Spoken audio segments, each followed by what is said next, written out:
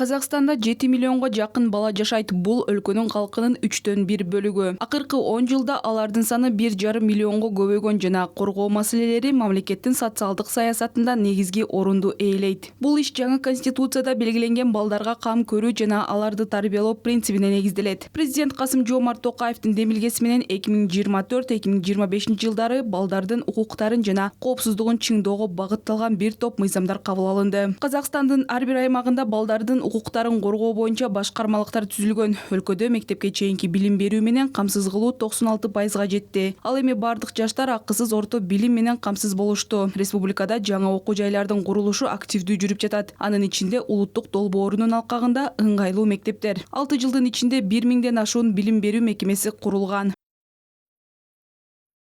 В соответствии с поручением главы государства. Мамлекет башчысынын тапшырмасына ылайык Казакстандын балдары 2026-2030 жылдарга концепциясы иштелип чыкты. Документ балдардын коопсуздук, билим берүү, саламаттыкты сактоо, үй-бүлө жана социалдык коргоо чөйрөсүндөгү укуктарын камтыган 4 артыкчылыктуу багытты аныктайт. Учурда өлкөдө 7 миллионго жакын бала жашайт. Бул калктын 34%-ын түзөт.